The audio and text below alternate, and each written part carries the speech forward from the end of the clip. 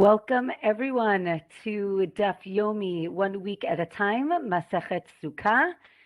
Thank you everyone for joining. This is our third lesson, and today we are going to be reviewing Daf Yud Dalid 14 through Daf Kaf 20. We have a lot of pictures today, and I hope you're enjoying the pictures as much as I am.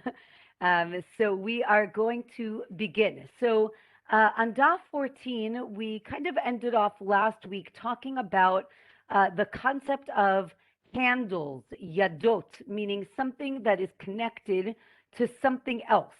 And the question is, are these considered vessels in and of themselves, even though they're just the handle for an actual vessel? And we have on Daf 14 a machloket, a disagreement. If thought is enough to make, let's say, branches into schach. Again, we're talking about the roof of our sukkah, which is called schach. And the question is, a branch can be used to hold fruit, let's say if it grows from a fruit tree, but it can also be just cut down as wood and used for the top of your sukkah. So the question is the thought enough to change the actual branch itself from being a handle that you would carry fruit with to being something that you're going to use for your sukkah? And again, the Gemara talks about, let's say, handles of food like wheat, right? You have the wheat stalk, which is a handle for the grain itself. So again, like if you do some sort of action, then the Gemara agrees, right? If let's say you put it on the threshing floor and you separate the grain from the chaff, from the stalk, that's enough of an action, obviously, to make the stalks not part of the grain anymore, and therefore you can use it. Or would it be enough to just, let's say, untie these branches? Okay, let's go to the next Mishnah on Daf 14, and let's open up our pictures here. Okay, and I'm going to open up my chat if somebody has any questions for me. Okay, so we have lots of pictures today.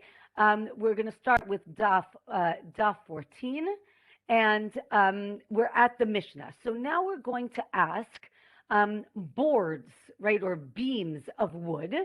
There's a machloket if those are considered proper or valid schach, again, schach being the roof of our sukkah. Again, Rabbi Yehuda says they are valid. Rabbi Meir says they are not valid. Again, the idea is that these are used for building, and therefore one can call them vessels, a kli, in the sense that they have a use for something else. And they're not just, let's say, what we would say branches or things that were put aside for the actual roof of a sukkah. So that is the question, if these are considered valid or not. So the Gemara says that, again, one opinion is they're completely valid. Another opinion says, and here you can see here, if you put the rest of, most of this is bamboo, which we're going to learn later on is valid schach, valid roof, but the board is invalid. However, you can use it. It doesn't completely invalidate your sukkah, but you shouldn't sleep under the actual beam. That is one opinion. Okay, and we're going to get into these numbers of 4 tefachim. Again, to remind us, a tefach is a hand's breadth versus 4 amot, which is the actual, remember, again, cubit, I think, or the arm. So we'll talk about these measurements in a little bit. Okay, the Gemara on Daf 14 tells us, as I mentioned before, that there's a difference of opinion. There's a machloket. If these beams are 4 tefachim wide, because basically they used to use these beams for regular roofs, meaning they would put, and we'll see a picture in a minute, they would put these beams on a roof, and then they would cover them with plaster, and that would be the roof of a house. So one would say that if they were used for a regular house, then maybe they should not be used for a sukkah. However, if they're less than 4, then they would be valid, and it would be okay. The Gemara continues and asks, and here you see here, what about pieces of fabric? Are they now, fabric itself is not valid for the covering of a sukkah, but here the Gemara says that 2 of these sheets can combine in order to invalidate the schach, again, invalidate the entire sukkah. And the question also is, do 2 boards, you can see here 2 boards placed side by side, do they combine like the fabric or not? That's actually a machloket if they combine or not. Again, if they combine to 4 tfachim, that might make it invalid, or maybe each one needs to be 4 tfachim, and then you have up to 4 amot. Now, just to remind ourselves, 4 tfachim is probably about this much. 4 amot is actually 2 meters. It's much larger. So we're going to get to that measurement in a little bit. So let's hold off on that. The Gemara says on Daf 14 that there's brightot. Again, there are sources that support each opinion. And then that, again, if you could use these boards or beams or not. So the question is, what happens if you take these boards? Now, here, you can even see, I love these pictures. Okay, look at here. This is 4 tfachim, this picture. This is 4 amot. It's much larger. So there's a machloket. What would make it invalid? Is it 4 tfachim or 4 amot? The Gemara says, well, what if I take this space, and here, this is a good one, right? Let's say I do 4, 4, 4, 4. Let's say we say these boards are invalid.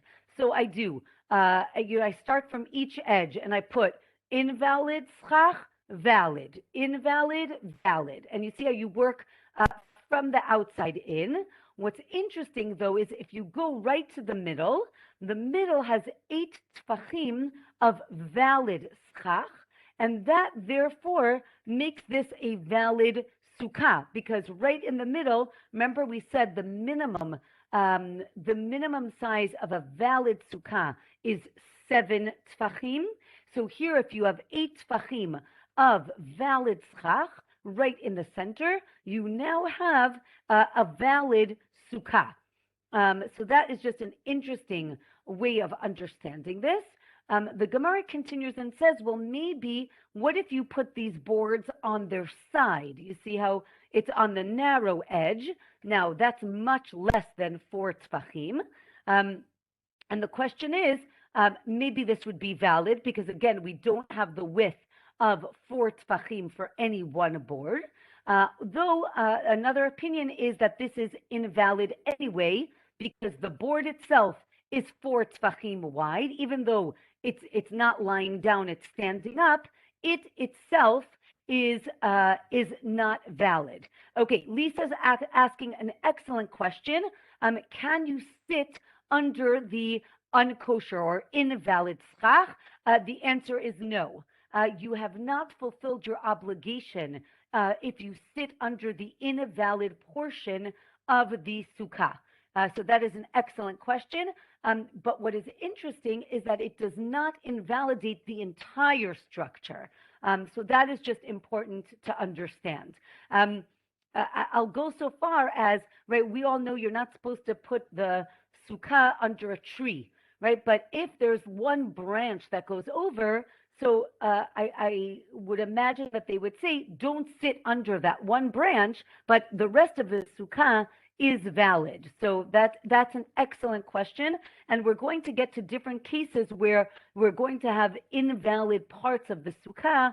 And the question, of course, the Gemara is going to ask is, does it invalidate the sukkah as a whole or just that certain area? So excellent question. Okay, what about, um, um, again, so the Gemara on 14 says that if the sukkah doesn't hold, again, if it's less than the minimum size, remember we said the minimum size does not hold rosho verubo, right? Your head and most of your body and maybe your table, that was a machloket, or if you have a gap. Now, if you look carefully over here, look at the bottom of this picture. I guess it's more towards the top, but the bottom of the furthest wall, there's a little, can you see that little, here, I'll make it even bigger. You see there's a little goat. There's a little goat that's sneaking in under the wall. That is a problem. That means that wall is not a partition, and therefore that makes it an invalid sukkah, meaning it is more than 3 tfachim. You can see here it says 3 tfachim. This is more than 3 tfachim. That is invalid. Now, okay, but now here's the question. What if you put your beam, again, remember we said that in theory this is invalid, but because it's 4 tfachim. What if I put only 3 tfachim as part of my sukkah, and 1 tefach is like an overhang? It's going to go outside of the sukkah. You can see where that arrow is. It's showing you that 1 tefach is not on the roof. Only 3 tefachim are on the roof. Then the question is, would that be considered valid? The Gemara says that is invalid, and we're going to see later on that an overhang, meaning if the schach extends outside of the sukkah, that area is still part of the sukkah, and therefore this is still seen as 4 tefachim, a roof, even though it's not within the walls, and therefore it is invalid. And we'll talk more about that in a little bit. Okay, let's go to Daf 15. More pictures. Okay, is my chat, do you see my chat box? Is it blocking your screen? Do you see anything or no? Okay, no. Okay, great. Okay, Daf 15. The Mishnah says at the top of 15 that a roof that doesn't have plaster on it. Remember I said that these beams were used in general to construct the roof of a house. So if you just have the beams on it that are 4 tfachim wide, and now because it doesn't have plaster, maybe that is enough, and we would say that this is valid. Again, in the opinion that says that the beams are valid. The question is, how do I make this a proper sukkah? Even though you see it's in a house, right? But it's the whole roof. So one opinion is that you would have to shake the, right, mefakpek means to shake them, these boards. And you see how they took out every other board and they put in valid schach. So here it's not the opinion that says that it is invalid. Rather, it is the boards are invalid. In between every board is valid schach, and you like shake it around. So then that would be valid. Beit Hillel actually says you have to do one or the other. Either you move around the boards, or you put the valid schach in it, or you just remove and you don't need to shake. So it's like a 3-way machloket. Again, remember we talked about this idea of needing an action. Remember we said you have to put the schach on top of the sukkah. If it's already there, it's not considered valid. Remember we said you have to place it there. So what do I do? In this case, I kind of move things around a little bit, and that's as if I put it there from the beginning. So that would be enough. Okay, another option is maybe we're talking about these boards. If you see here, these kind of look like unfinished boards. Here, picture 81, these are kind of smoothed out boards. They actually have like kind of an edge to them. So these, the Gemara says the Mishnah is actually talking about these boards. They're like a problem because, or these would be, let's say, invalid because these already look like, I guess, the finished product or a vessel in the sense that it has a certain use and therefore you cannot use them. Or no, this is the issue is really that it's a roof, and that's really what the machloket is. So again, the question is shaking it enough to make it not a roof, or do I have to take out every other one? So that is the machloket on daf 15. Okay, the next Gemara, the next Mishnah on daf 15, the Mishnah says that Spitz, as not my name, but metal poles, right, that you use for like skewers, right? So metal skewers, they're called shipudim in Hebrew. These, of course, are invalid, right? They're metal, they're utensils. So these shipudim, these skewers, and if you look here on the left of the picture, these are not regular boards, rather they're a bed frame that was taken apart.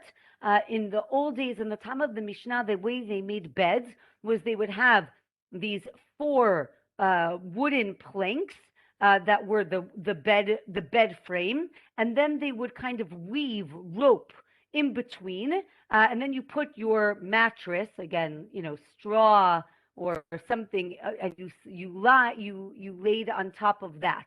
So the bed frame is made out of wood.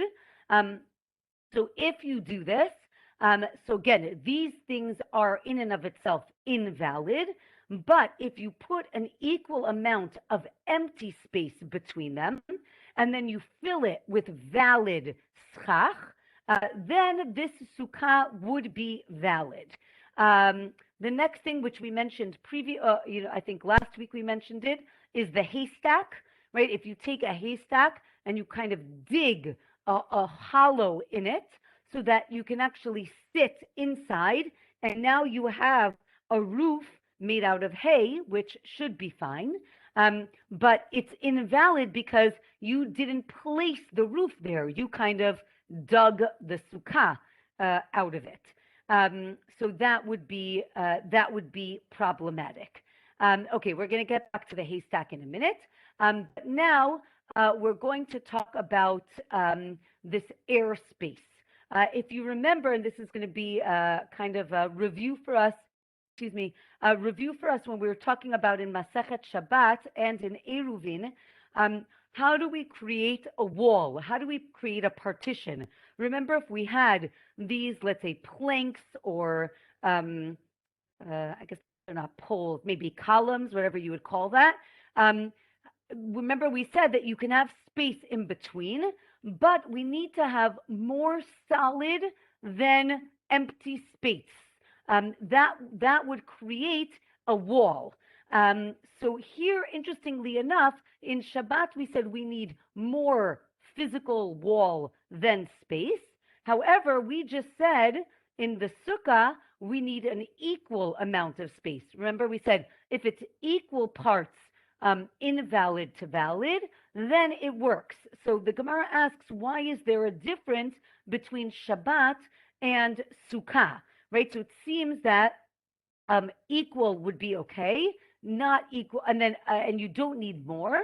The Gemara says, no, not necessarily. Maybe it's not exact, and you do have more valid than invalid. Another option that you can do is what's called shti va'erev. Shti va'erev is what they would call like a loom, where you would have, again, the warp and the weft, right? You have strings that go, vertically, and then you weave in and out horizontally. So you can see here, if you have the boards that are going, which are invalid, going one way, but then you do the valid going the other way, you see we have much more valid schach than invalid schach. And maybe that is what makes it a valid sukkah. And the Gemara also adds, let's say if you have worn out material, like strips of fabric, if they're less than 3 by 3, then they cannot become impure, and then maybe you can use it. The Gemara says, no, you can't use it, right? Lest you use, a larger area, a larger area of material. Okay, let's go on to Daf 16. Daf 16, so we mentioned the bed frame. So the Gemara tells us that the bed can become impure and then purified when it's complete, right? When it's an entire bed, or maybe even in parts, right? The question is, if I take apart the bed, can I use the bed frame itself, the wood, as a valid schach? So the Gemara makes a distinction between maybe the long side and the short side, you can see here, and basically says that you can kind of lean it up against the wall. You can see here, you can lean it up against the wall and still use those, as I mentioned, the rope, and it could still be useful. And therefore, even though the bed is not complete, it still is useful, and therefore it could still become impure. And if it can become impure, it cannot be used as schach. And the same thing with clothing, as I mentioned before. You can, if it's less than 3, I might think that it's okay. The Gemara says no, lest you use something bigger. Okay, let's go to our haystack. So the Gemara says that the Mishnah said that if you kind of carve it out, it is invalid. The Gemara says that if you actually kind of prop up the haystack, you see, like with this thing, that you give it some like airspace of at least a tefach underneath, like you raise it up one tefach, then it becomes something that has purpose, or something that seems to be meaningful. And then if the hollow is 7 by 7 tefachim, it now becomes valid, because now I did something to make it a sukkah, and therefore I can use it. So anyone with a haystack, feel free to do this, and then you can use it. Okay, next Mishnah on Daf 16. Okay, we did mention these concepts before, but let's remind ourselves. The concepts in Aramaic, we have a good achit and good asik, and that basically means that I can take a partition, and as long as it is a minimum height, or whatever you want to call it, I guess height is a good word, I can then view it as continuing either all the way down or all the way up. And here the Mishnah says that, again, we should create walls from the top down. You see here on the top it's solid, and then it goes down, but it needs to be within 3 tefachim of the ground. Remember, we talked about the goat being able to go underneath. That is problematic. So if it is too high, then it would be invalid. If you built it from the bottom up, right? So that's here, right? You start from the bottom and you build going up. As long as it is 10 tefachim, meaning the physical wall is a minimum of 10 tefachim, then we say good asik, and it goes all the way up to the schach. So this would be called a wall, even though we have hollow space above it. So that's just very interesting. This is what's called, right, like a hanging partition, and this is valid again because it goes up, or right later on we'll see things coming down.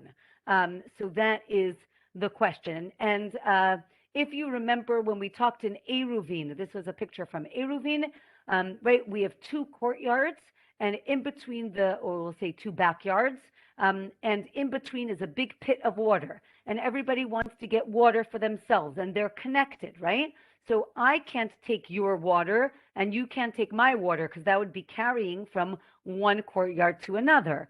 So the Mishnah and the Gemara in Eruvin said that you need to make a mechitza, a partition that goes down into this cistern. And over there's a whole discussion, right? Again, it has to be at least 10 tfachim. Does it need to be, right? You see how it goes down from the wall, but it doesn't go into the water, which is fascinating, right? Meaning it becomes a partition, and we see it as if it goes all the way down into the water, even and splitting the water, even though it doesn't really touch the water.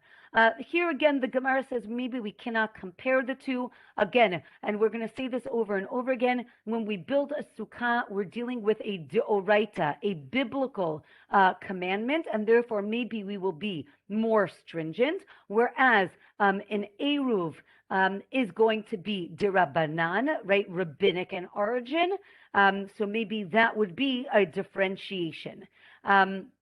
Okay, the Gemara now gives us a story, right? Again, on one hand, we're going to bring in different concepts from different masechtot, from different tractates. On the flip side of that, we're also going to bring in stories, meaning there once was, right? So the Gemara says that once there was a story in Tzipori. Those of you who have been to Israel, you can actually go to Tzipori. It's a Tanaitic, a Mishnaic town.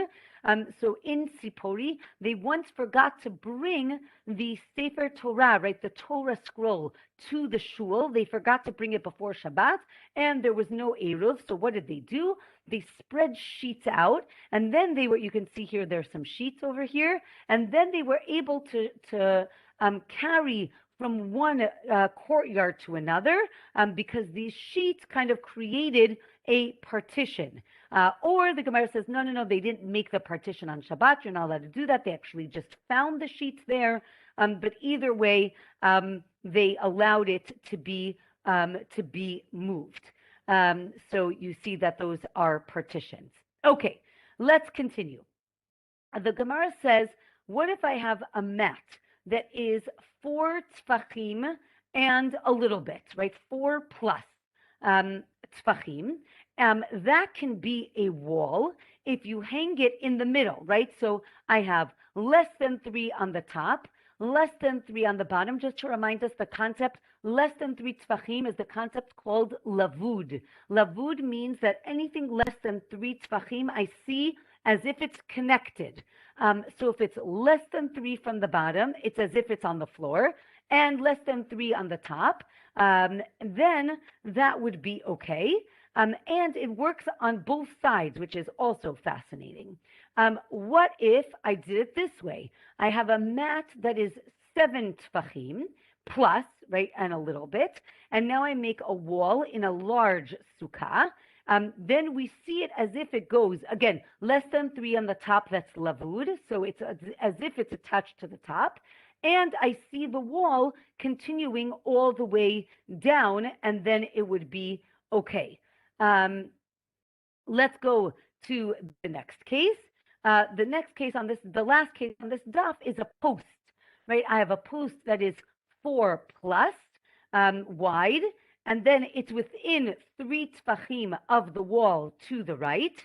Then it is considered a third wall, and then it is a valid sukkah. So that is just, I think, fascinating in terms of all the different permutations. Okay, daf 17. All right, so we're going to continue. So now we're going to learn another concept. So again, our first concept is airspace. Again, if there is less than 3 tfachim of airspace, I see it as lavud, meaning I see it as filled in with valid schach, and it is okay. That is number one. Now, okay, just another introduction. If I have invalid schach within 4 amot of the wall of the sukkah, right? Okay, so 4 amot of invalid schach, it is okay. Why? We did this last week, but I'm going to say it again. There's the concept that's called dofen akuma. Dofen akuma means a bent wall. So if I have, let me show you a picture. Okay, this is the picture we had last time, and we're going to read it in the Mishnah in a minute. But if I have this skylight in my house and I open up the skylight and I put valid schach in the middle, now if I have less than four amot of invalid schach, right? Your ceiling is invalid schach. I view it as if my walls are kind of curving up till I get to the schach. And as long as the schach is the minimum amount, right? 7 by 7, then I actually have a kosher sukkah. Again, as Lisa mentioned, you need to sit under the valid schach. You can't sit under the ceiling. But as long as you're sitting under the valid schach, that works. 1 second, Lynn is asking if tfachim are fists. 4 would be so much smaller than these pictures and seems impossible to provide enough height. Okay, excellent. 4 amot is 4 cubits. Excellent question, Lynn. We're going to get to 4 tfachim, fists, in a minute. Right now, we're talking about 4 amot, very big, exactly what you said. 4 amot of invalid schach from the edges, right? You see how it's on the edge? That is, as long as it's less than 4 amot, it is valid. Okay, so let's go through our cases and we'll see what we're talking about. So the case in our Mishnah, again, on Daf 17, is schach that's more than 3 tfachim away from the wall is invalid. Again, airspace, you can have up to, right, we need less than 3 tfachim, fists. Less than 3 tfachim of airspace, valid. This sukkah is valid. Okay, and now let's go to our house. So again, if our house has a hole in the roof and you put the schach over the hole, if there's more than 4 amot cubits, more than 4 amot from the wall, invalid. Less than 4 amot, valid. Okay, so that's just important to understand. The third case is our courtyard. Now look at this. You have like a U-shaped, let's call it an apartment complex. And you have, I guess you'd call it a pergola or like some sort of like balcony, right? Kind of a thing that goes around, that extends from the roof of the building. And then you put schach, valid schach, in the middle, okay?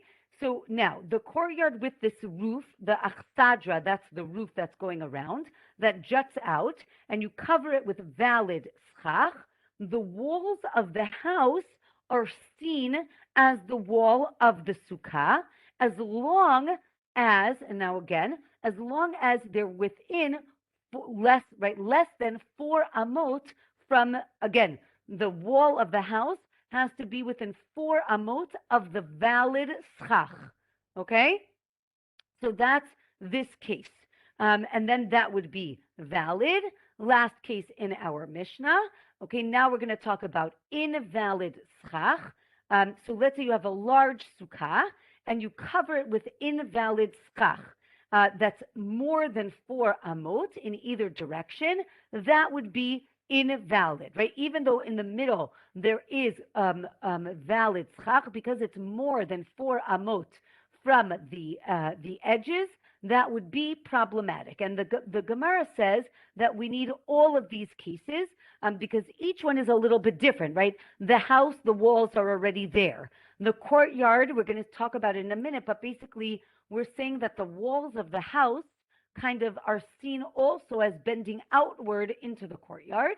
And the sukkah, even though it's all invalid schach, if it's within 4 amot, meaning less than 4 amot, this would be a valid sukkah. Again, because we're all going to use this idea of a curved wall, right? Dofen akuma is going to be used. Now, we're going to say in a minute that that's only if it's at the edge, like you see here in the picture. Okay. The Gemara then goes through, I would say, I don't know, complicated, but we want to try to understand why there's a difference between invalid schach, which we said you get 4 amot, and airspace where you only get 3 tfachim, right? Why is there a difference? So that's what the Gemara goes through, that there is a difference, and one answer is just it is what it is, right? Meaning that is the amount that we were given, and that's the tradition. And others say no, there's a difference between air versus invalid schach, right? And the Gemara continues here, right? Again, you see here, this is mostly valid, and now here, Lynn, now we're talking about 4 tfachim, meaning 4 fists of invalid schach in the middle of the sukkah makes the whole sukkah invalid. Okay, so that's just important to know the difference. Here I'm not talking about arm, like cubits, rather fists, because now we're talking about from the middle as opposed to from the edge. So again, here, and then the Gemara asks, why is there a difference? 4 tfachim versus 3 tfachim of airspace. Okay. And again, the Gemara talks about filling up that airspace with invalid schach. And again, here we said, what's the difference? Again, remember we said 4 amot from the side. Look how much space you get from the side, and that's fine, versus airspace is only 3 tfachim. So again, the Gemara kind of goes back and forth, trying to understand why there is a distinction. The bottom line is there is a distinction. That's number one. Daf 18 talks about our boards again. One second, let's get to Daf 18. Here again, the boards that we mentioned before, seeing them as invalid. And again, if it's from the side, then maybe it would be okay from, again, seeing it as a curved wall. Okay, hold on one second. Again, we did this already at the beginning of this class when we talked about things combining, right? Boards or beams that combine, material that would combine, both of these being invalid. Again, the 4 amot from the side would still be viewed as valid, interestingly enough. And remember our sukkah that had valid, invalid, valid, invalid, as long as the middle was valid, right? 8 tfachim in the middle was valid, then you were okay. And okay, let's keep going. Hold on one second. Okay, then the Gemara talks about what about valid from each direction with less than 3 in the middle would be valid, and it's learned from something we learned in the Eruvin, where you have, remember our korah, the crossbeam. If you put the crossbeam across the entrance of an alleyway, if you put, really you should put 1 across the whole thing. But if you put 1 from one side and 1 from the other and less than 3 in the middle, this would still be valid. So it does work. And maybe it works also for the sukkah again, or maybe we can say, no, it worked for the alleyway, again, which is rabbinic in origin, but it does not work for the sukkah, which is biblical in origin. And now we get into an interesting discussion about impurity, about tum'ah. So we have learned this before, but just as a review, if there is a dead body on the couch, by the way, is a dead body covered in a talit. If there's a dead body in a room, we see the room. It's called tumat ohel, right? It's impurity of a tent. Basically, the roof makes it an enclosed area, and anything in that room becomes impure if that dead body is there. However, you could see here in this picture, if there's a skylight and there's a vessel right under the skylight, then they made it look right. The as long as that vessel's right under the skylight, it's as if the impurity doesn't get to that vessel. And vice versa, if the dead body was right under the skylight, the impurity would go straight out of the room, and everything in the room would be pure. So it works both ways. But the point here is that we do have this space again, of even one tefach, meaning very, very small, and that seems to be significant. So why do we say that we can have 3 tefachim, right, 3 handbreadths wide in our sukkah, as opposed to here? And again, the Gemara says we can't really compare right, impurity from right, the laws of impurity to the laws of Sukkah. Okay, let's continue with other laws of the Sukkah. Again, remember our achsadra, I guess, I don't know what to call this, an overhang, or I don't know what you want to call it, a porch-like area. So we mentioned originally, you see that there are these like kind of poles. Originally in our Gemara, in the Mishnah, we didn't have those poles there. So the Gemara says maybe it's only valid if I have these columns that go all the way around, and they're within 3 tefachim of each other. And now it's very simple that I see that these are the walls of the sukkah, and this is the roof of the sukkah, so that works very nice. Maybe it would even be valid, as I said before, without these columns, because maybe we could say that the edge of the schach comes down. Do you remember we learned this in Eruvin? In Hebrew, it was pi tikra, yored v'sotem, meaning the edge of the roof goes down and it closes off the entrance, right? Or creates a partition, even if there's no wall there. So maybe we can say that it just kind of closes it off. Here, you can see here that the edges kind of go down and they create walls.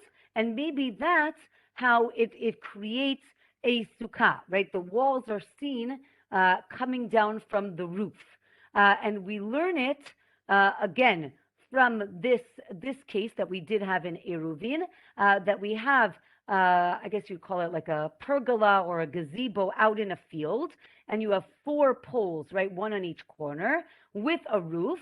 We see, or at least one opinion is, that we see the roof as coming down and closing it up. Even though there are no walls here, we see it as an enclosed space. Again, maybe we can compare it to our case, maybe not. Again, Eruvin, rabbinic, Sukkah, biblical. So again, one could say that it's very similar. One can say that it is different. Again, we could say that we want to make sure that it's made for protection, and therefore it works. But again, remember we said that these walls are not made to protect this I'll call it the outside area, right? The walls are made for the house, for the inside area. So maybe they don't really work, or maybe they do, right? That is our machloket. The Gemara says, well, no. Maybe the issue is that it's the sukkah, the schach, the roof is flush with the again, the achsadra, I don't know what to call it, overhang. And then if it's flush, we don't have a lip or an edge to kind of pull down. And that's why it's invalid. Right? And then again, what about this case? What if I build 2 walls and then see if I can pull down this wall to come down?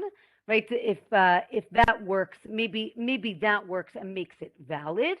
And then we're going to learn it again from Eruvin, the concept of a lechi. If you remember, the side post is just a small post of wood, and the Gemara says that if I put it where I can see it on the inside, meaning if I look from the outside, I cannot see it, it doesn't jut out, but from the inside I can see it, it's visible, that would be valid. That's considered enough of a partition, and that would be considered a valid sukkah. Okay. Or here, you see the partition can also go the other way to the outside. that also works. All right, next concept. Oh, and we learn it from Lechi, right, which I said before. Okay, sorry, 1 second.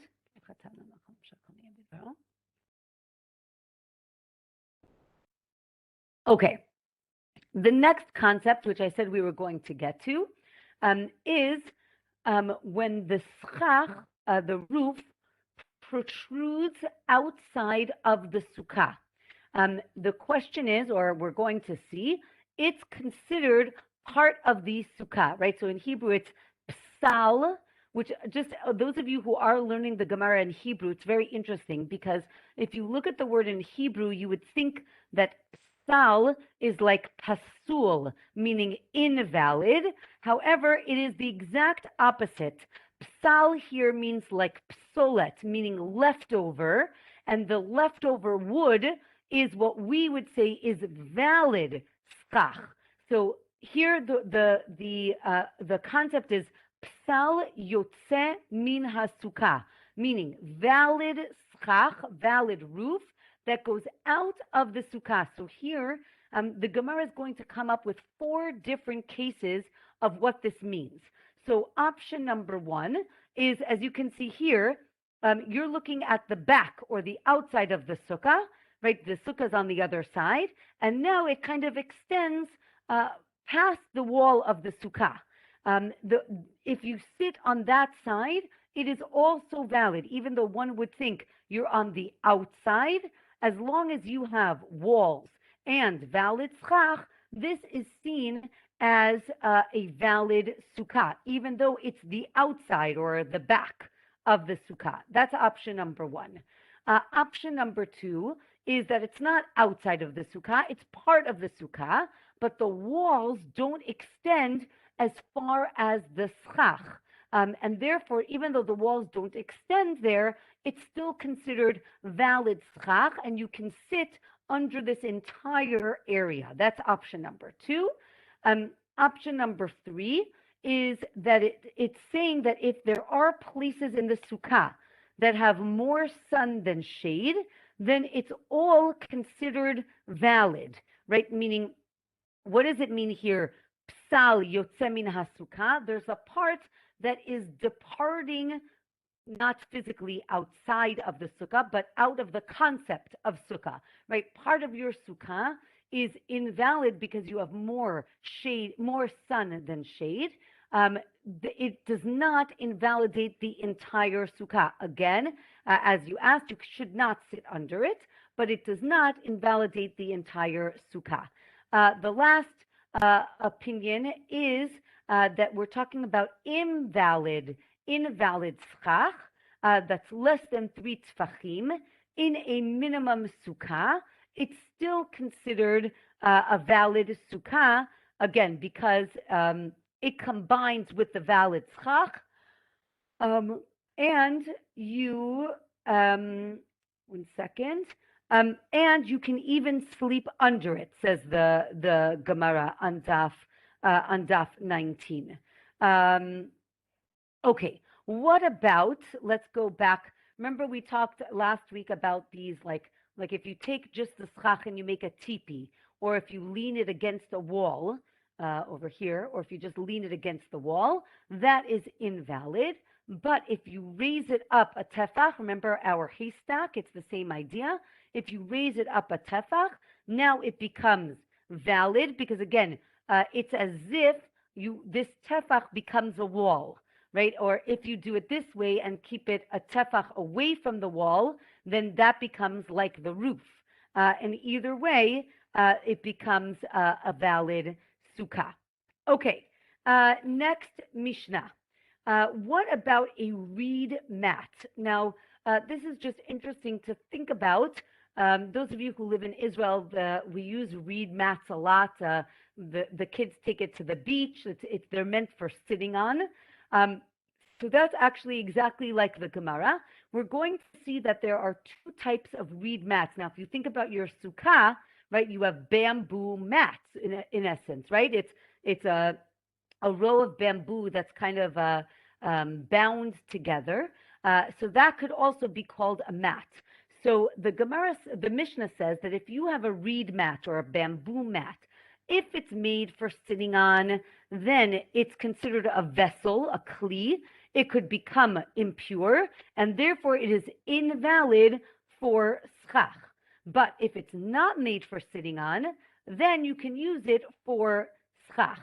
And here the Gemara goes through a whole discussion about intention, meaning what about, right, does it, sorry, that's it for the pictures. Now you can just think about mats.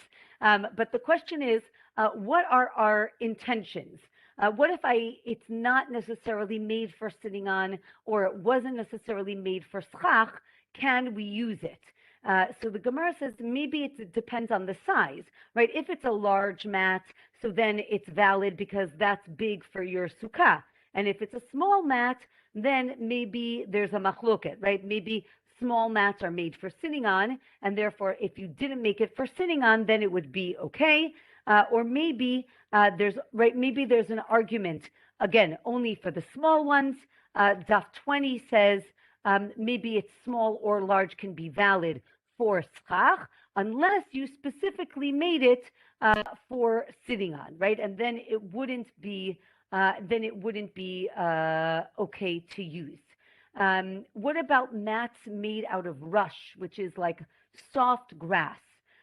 So again, if it's large, you can use it for schach, again, because you don't make very large mats to sit on. If it's small, then it seems that it's invalid because it's made for sitting. Maybe it depends on what it's made out of. What if it's made out of something very hard? So then it's not really good for sitting on. It's better for, right, it's used for schach and not for sitting, and then it would be okay. Then there's a statement on Daf 20 that all mats do become impure because they're made for sitting on. And then we say no. Again, there's a distinction in these mats.